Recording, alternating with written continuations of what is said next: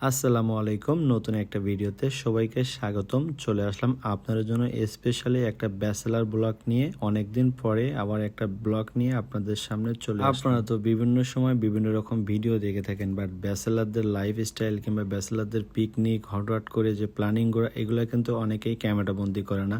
But আমি আজকে এগুলো আপনাদের সাথে শেয়ার করবো। আমরা হুটহাট প্ল্যানিং করে কি কি খাইছিলাম সব কিছু জানাবো এই ভিডিওতে। যে ব্যক্তিকে দেখতে পাচ্ছেন উনি সবুজ ভাই। উনি দীর্ঘদিন ঢাকাতে থাকার পরে হঠাৎ করে প্ল্যানিং করছে খুলনাতে আসবে, এই জন্য আমরা হঠাৎ করে রাত্রেবেলায় রান্নাবান্নার একটা ব্যবস্থার প্রস্তুতি নিয়েছিলাম। কারণ ভাই বহুদিন পরে আমাদের মাঝে আসছে, এই জন্য খাওয়া দাওয়ার আয়োজন করব।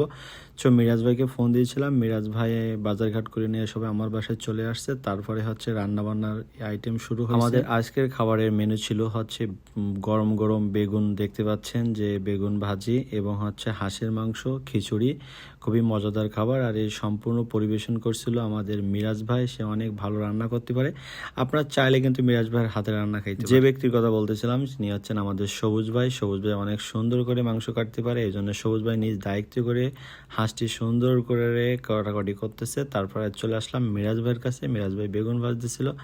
আর এই বেগুন ভাজা কেমন হয়েছে অবশ্যই কিন্তু কমেন্ট করে জানাবেন। আপনারা যদি এই বেগুন ভাজা খেতে চান তাহলে এক্ষুনি চলে আসতে পারেন। লাইফটা এমন একটা লাইফ যেখানে হুটহাট করে সবকিছু প্ল্যানিং করা হয়, এবং ওই হুটহাট করে প্ল্যানিং করে যেগুলো করা হয় সেগুলো সত্যি অনেক ভালো হয়। আমরা হুটহাট করে প্ল্যানিং করছিলাম যে হাঁসের মাংস খাবো, যেহেতু ঠান্ডা পড়তেছে, যে কথা সেই কাজ, এজন্য আমরা হাঁসের মাংস নিয়ে চলে আসছি। আমি দীর্ঘদিন ব্যস্ততার কারণে ব্লগিং করতে পারতেছি না, এই জন্য হুটহাট করে ভাবলাম যে বাসায় এত সুন্দর একটা রান্না হচ্ছে, সো আপনাদের সাথে একটু শেয়ার করি। আপনারাও একটু শিখলেন, আপনারা একটু আনন্দ পাইলেন, এবং যদি ভালো লেগে তাহলে অবশ্যই ভিডিওটি শেয়ার করবেন। ব্যাচেলার লাইফের সব থেকে ইন্টারেস্টিং বিষয় সেটা তাস খেলা, যেটা আমি মোটেই পারি না। আমি অনেক কিছুই খেলতে পারি না, বাট তারা অনেক ভালো খেলতে পারে, এই জন্য ভাইরা সবাই তাস খেলতেছিল। আর আমি রান্নাবান্নার দিকে খেয়াল রাখতেছিলাম, যেহেতু আমি একা একা কিছু সময়ের জন্য তাদেরকে ছুটি দিয়েছিলাম যে তারা তাস খেলুক, আমি একটু রান্নাবান্না করি। আমাদের প্রোগ্রামটা সত্যি খুবই ভালো ছিল। আর তারপরে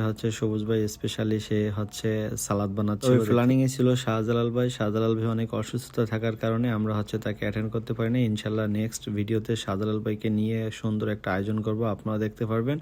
আর সম্পূর্ণ ভিডিওটা দেখে আপনাদের কেমন মনে হয়েছে অবশ্যই কমেন্ট করে জানাবেন। ব্যাচেলার লাইফে আপনারা কে কে এরকম হঠাৎ প্ল্যানিং করেন, কিভাবে রান্না বান্না করেন, অবশ্যই শেয়ার করবেন। সবাই ভালো থাকবেন, সুস্থ থাকবেন। দেখা হচ্ছে নতুন কোনো ভিডিওতে। আজকের মতন এখানেই বিদায় নিচ্ছি। আল্লাহ হাফেজ। মিরাজ ভাই কি দিচ্ছেন? আমরা জালাল ভাইকে খুব মিস করতেছি। হ্যাঁ, জালাল ভাইকে শাহজালাল ভাই মিস করতেছি। জালাল সাহেব থাকলে আমরা শাহজালাল ভাই অনেক মিস করতেছি। আজকে প্ল্যানিং ছিল শাহজালাল ভাই থাকবে, কিন্তু নাই। নেক্সট প্রোগ্রাম ইনশাআল্লাহ থাকবে। ওটা হুটহাট